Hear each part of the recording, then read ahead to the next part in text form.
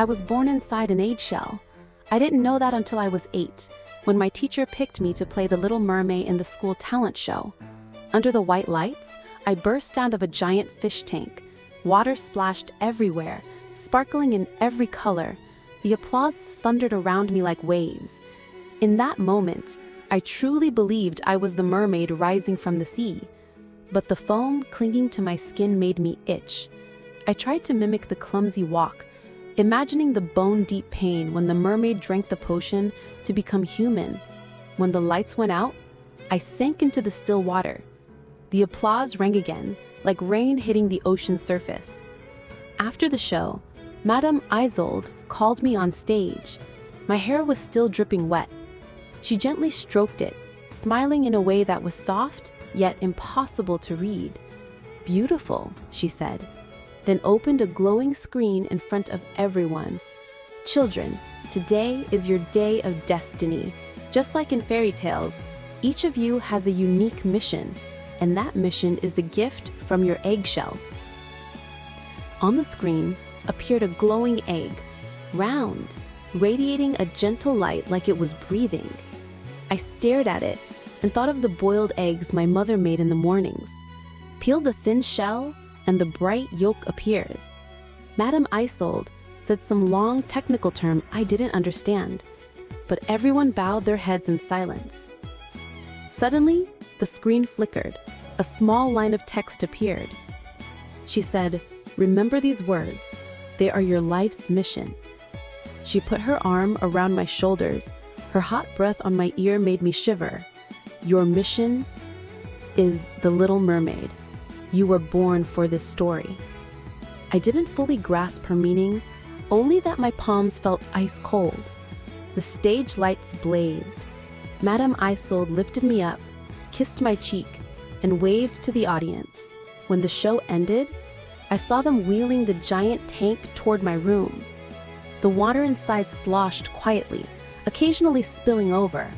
I walked along the wet trail and looked down. My legs were so pale, I could see the veins under the thin skin. I thought, I don't have a tail. I have legs, real legs, the very thing the mermaid in the story longed for. But I had never seen the sea. Yet this tank was called my ocean. It wasn't blue, had no wind, no birdsong, just artificial light and cold vapor. A programmed ocean, wide enough to swallow me whole, narrow enough that I couldn't escape. "Is this my ocean?" I asked the people carrying the tank. They paused, eyes blank. No one answered. Only the drip of water echoed in the suffocating silence. From that day, I was moved to the school's largest room, just big enough for my ocean. Every day, I was forced to wear the heavy mermaid tail, flailing in the water, creating lifeless sprays. I pretended to be the princess under the sea. Water flooded my mouth, my nose, tasteless as its color. I swallowed, dizzy, but strangely, my tongue tasted sweetness. Is the sea sweet? I searched the books and found a line that seawater tastes salty like tears. I tried to force myself to cry, but couldn't. Maybe I'd been soaked too long and forgotten how to shed tears. I rubbed my water-wrinkled fingers into my eyes. The pain tore through me like ripping flesh. Hot red blood flowed down, mixing with the water like dancing skirts that dissolved into foam in the vast sea. The whole tank turned pale red. A few drops reached my mouth, a rush of metallic tang mixed with sweetness straight to my nose. Is this tears? I felt lost, wanting to scream something, but said nothing. A piercing alarm blared in the room. "Serious violation detected. Stop immediately. Serious violation detected. Stop immediately." I was taken to the infirmary, eyes bandaged, wrists strapped to the bed. The doctor's cold voice pronounced my crimes: self-harm, disorder. One step later, and your eyes would be ruined forever. Madame Isolde rushed over as soon as she heard. She gently placed her hand on the gauze, I felt warmth from her palm. My eyes twitched endlessly, itching like knife cuts. I heard her ask, "Why did you poke your eyes?" "I can't cry," I answered obediently. She seemed stunned, silent for a long time before asking, "Why do you need to cry?" I didn't want to answer. For the first time, I avoided Madame Isolde, who had treated me like a mother. I obediently pressed my face into her palm, rubbing like a kitten, then softly asked back, "Does the sea cry?" "What cries?" She froze, her hand stopping. "The sea?" I repeated. "Books say the sea tastes like tears. I can't cry, but I want to know if the mermaid's tears turn into pearls." "Pearls have no taste, so is the sea the taste of its own tears?" I said I want to see the sea.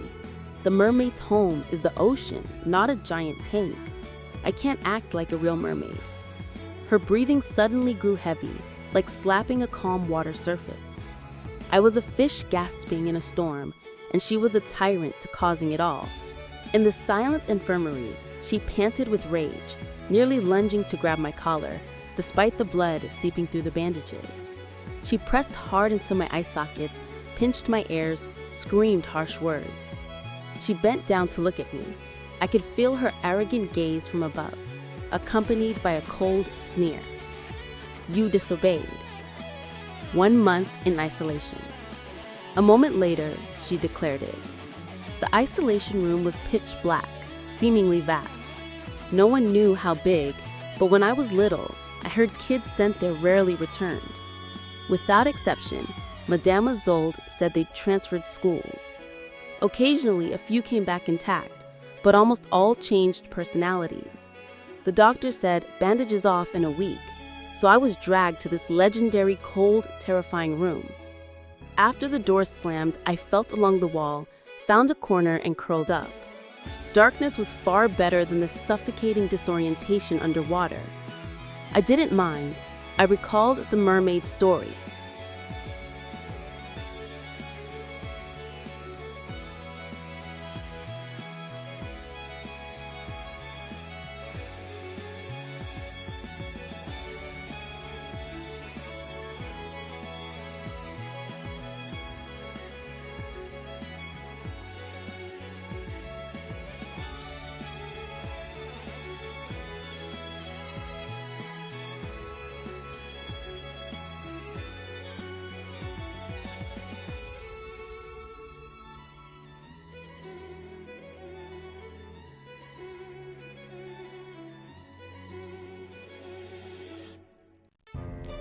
Nearly a week passed in peace. I realized I hadn't practiced dancing in ages. No tank, but muscle memory was strong. I forced myself to stand in the corner, tiptoe, spin, arch my waist, wave in the air, then freeze like a beginner walker. As if a breeze blew through, I reached out to grab something only to collapse.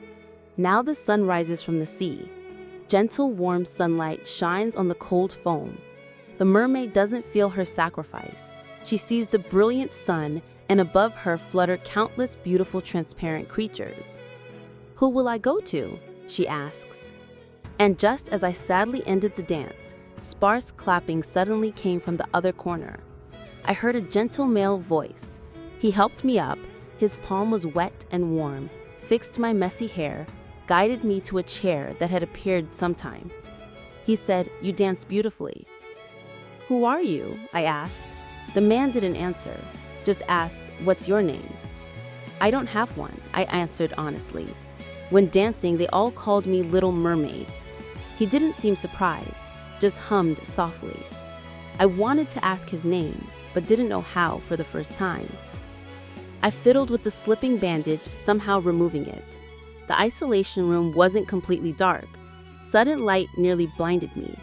When vision returned, I looked up at short golden hair and deep black eyes like a lake.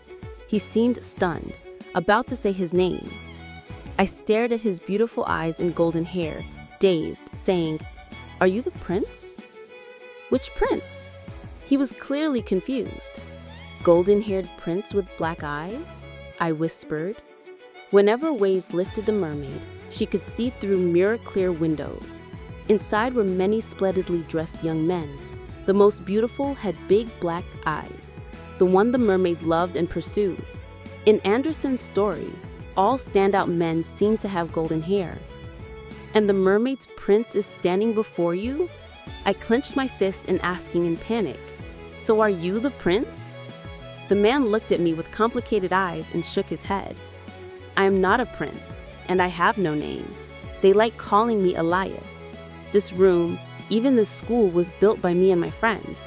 I don't know any prince." His ID said build schools, I thought naturally. But he looked exactly like the described prince. I insisted. My mission is to play the mermaid well in The Little Mermaid. From birth, I must love the prince, turn into foam for him. You are the one I must love with all my heart. Despite his bewildered gaze, I gritted my teeth, tiptoeing and kissed his pale lips. It felt like soft, smooth cotton, a kiss without warmth, but I closed my eyes and kissed hard, like the mermaid resolutely drinking the irreversible potion, like a sharp double-edged knife slicing her slender body and me. But I still chose to rush into the fire, foolish yet devout. I must love the prince. It seemed the only meaning of my existence. I said, "My bedroom has a giant glass tank. That's my sea. I'm the little mermaid under the sea. I was born to love the prince with golden hair and beautiful black eyes. Everything I do is predetermined." He looked confused, but firmly pushed me away, body trembling for some reason. He mouthed words pointed at me. "This is ridiculous. You're not a mermaid. You're a real human of flesh and blood." He said, "The sea is not the tank in your bedroom. The sea is endless blue, with birdsong, ship anchors, fish. Everything about you is fake." Suddenly, thunder crashed in my head, and the hallway outside isolation. Elias seemed to wake up. He grabbed my hand, pulled me running, kicked open the damaged isolation door. I saw chaotic crowds and machines outside. No time to think. I was dragged through the mess. The left school gate was bombed black and shattered. There I clearly saw a group of strangely dressed people I'd never met. They waved at Elias. Behind were waiting vehicles. We ran towards them. His palms sweated profusely. Instinctively, I looked at his chest, a large bloodstain. He trembled but kept pulling me forward, pushing me to the leading woman. "I'm not a prince," he smiled weakly, his face pale. "I have a real unique name. Little girl, remember, you're not a mermaid. You're a real human. Keep living. Go explore this world. Go see the real sea." Those were his last words. I saw his gripping hand suddenly go limp. The woman coldly shoved me into the vehicle. Their eyes were red and terrifying, but without hesitation tossed his body aside. Engine roar whipped up dust, shooting like an arrow from the ruined battlefield. This was my first contact with the world outside school. Everywhere dust and rubble swirled, vision obscured by sand as the vehicle sped. The world was yellowed ruin, no green in sight. Sun scorched the ground behind yellow sand. We huddled in the vehicle like trapped animals seeking escape. The woman was Elise, sister of Elias. On the way, she silently smoked. The thick tobacco smell dizzied me. She maliciously blew smoke in my face, making me cough violently, then pinched my chin to inspect closely, finally releasing to light another. We were silent the whole trip. Only when the dusty window revealed a gray patch did she stop smoking. This time, she didn't flick ash on me, but sighed in relief, speaking evenly, "Welcome to the real world." The Guardians built Utopia, a sanctuary of order and machines. Here is the most primitive, authentic civilization. Elise told me people born from eggshells like us were pets for Utopia's rulers to pour affection into. Eggshells can set appearance and mission at birth. Want a physics genius son? It creates an innate physics prodigy for experiments and research. Simply, the machine makes perfect-looking humans on demand, but not true life. Thus, each must gestate in a real womb. This leads ruthless rulers to exploit lower classes. At 8-year-old talent shows, data-filtered lives first gain consciousness. The prior 8 years are mostly data-constructed. In their hazy mental world, mission is etched deep that year, spinning them like tops on fixed paths. I was created to play the mermaid in The Little Mermaid, to help Madame Isadoles remember her lost daughter. Her daughter loved the novel from childhood. Craving the sea, she sneaked out unnoticed and died in an accident. In her belongings, only the Little Mermaid. Madame Isadoles hated the sea. Pain piled up. Only reading the diary did she learn her daughter's greatest wish to fully dance this on stage. Thus, I was born. Those like us, if displeasing owners, go to isolation like mine. A month later, school erases them, uses for amusement, then discards. Two utterly different civilizations despise each other, both at war. In the recent battle, Elise's side clearly won. Elias, disguised as number 1, infiltrated the school, arranged everything, deliberately caused trouble for isolation. They coordinated inside out, knowing all about the arrogant, lazy, hedonistic rulers. The only mistake was the fatal shot Elias took dodging calluses. I couldn't tell if Elise's eyes held sorrow. She calmly commanded forward. Like her brother, beautiful eyes but messy hair, body scarred. After explaining, Elise lit another cigarette. She stared at my pale face, then stopped. The gray blue outside the window grew larger. She casually smeared dirt from herself on my face, saying briefly, "Don't stand out, that gray membrane is their base." I was taken to Elise's place. After leading me in, she declined the victory celebration, instead spending 4 hours teaching me basics. She said, "Here, you're no longer any character they demand. You're just you. Give yourself a name." I looked at her, lips tight, still insisting, "Where's the sea? Where's the prince?" Elisa's slight smile stiffened. She frowned in anger, correcting me repeatedly, but I seemed to provoke her on purpose. Keep asking where the prince and sea were. I wanted to find them. Reason screamed to accept reality. This was truth. But I could no longer distinguish real from illusion. She shattered my decades-lived world.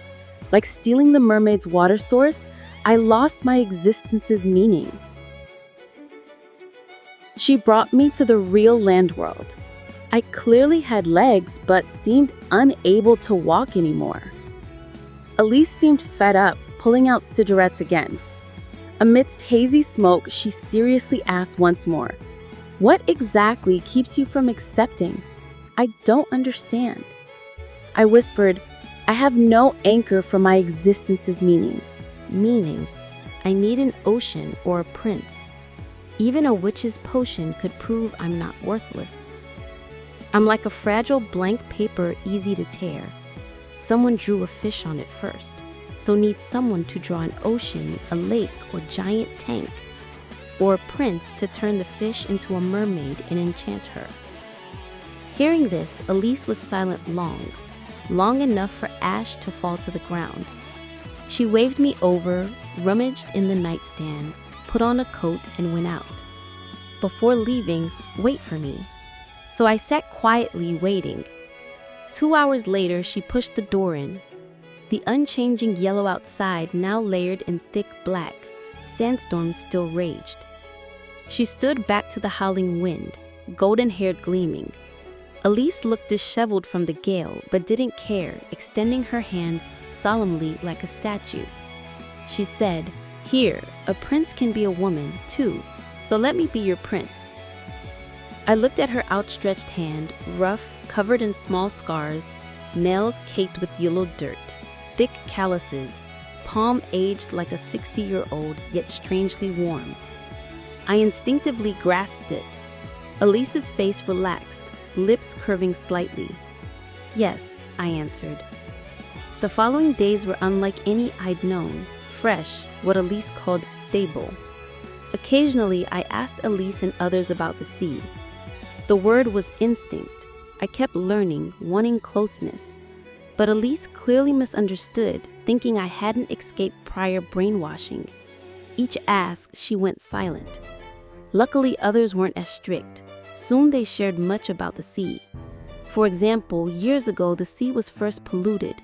Human ecology collapsed in decades. Frenzied tech development drained Earth's nutrients. Finally, on ordinary day, the planet punished with catastrophe. After years of upheaval, humans began rebuilding. Former powers unwilling to start over, refusing collective restoration, used remaining tech to build doomsday fortresses. That's Utopia, the school's prototype. Time passed, post-apocalyptic Earth still drained endlessly. They lit cigarettes, exhaled ugly smoke rings, laughed. Maybe we're the last generation. I sat before them head down, listening to vibrant era memories. Suddenly, Elise's desperate scream. She risked her life calling us to flee. I jumped up, rumbling from distant horizon, hazy. Elise clutched something, limping toward me. 10 meters away, she collapsed. I rushed to help but saw her left calf shot through. She shoved documents into my hands, voice trembling. They're here for revenge. Don't care about anything. Take my car keys and run. These are sea photos I found for you. Real sea, legendary blue. Don't you want a reason to live? If you survive today, if you still want to see the sea, go left. Keep going left, toward the horizon. Some say far left still has a hopeful sea, sunlight, life. My brother and I crave the sea too. If possible, take these photos and find it. She smiled regretfully. Haven't named you yet. If you still can't think of one, call yourself Elara. Suddenly, she pushed me hard, stuffed the keys from her waist into my left hand, yelled to run. Dust choked. Countless screams in ears, but I heard nothing. Mind blank, legs flew to Elise's vehicle. Thanks to her simple driving lessons, I started the near-broken car. Go left. Left horizon still has a sea. I muttered, hands shaking. I clutched the photos, old, worn, smooth from handling. In the middle, a bit of blue, waves crashing rocks, gulls flying. My eyes reddened. Amid bullets, I stared left horizon. Who knows how many days, Elise's car finally died in eerie silence. I looked again at the blue sea photo standing out. Waves, ripples beside howling wind. I started running. Keep running left, toward the left. Souls bled like the fairy tale mermaid drinking potion and learning to walk, each step on knives. Eyes nearly couldn't see the photo. Wind like dull blades stabbing, blow after blow to organs. It hurts. Among all the mermaid did for the prince, did she ever regret? I bit my lip, blood poured under feet. I knelt, crawled inch by inch forward. Who knows how long I seemed to reach a cliff. I clutched the dust-covered photo. The cliff before me matched it. A fishy stench hit with the wind. I looked ahead, tiptoeing as high as possible, like dancing years ago. Before me, murky red water, bubbling countless corpses. Waves rolled like man-eating demons. I stood frozen, all sober emotions shattered. Sky blood red too. Hot tears streamed from eye corners. They rolled along the curves into cracked lips, salty, fishy.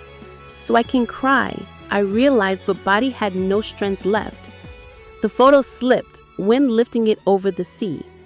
Instinctively, I reached, tiptoeing to grab it, like playing mermaid leaping from water at school, like a real fish jumping into a sea without a trace of blue.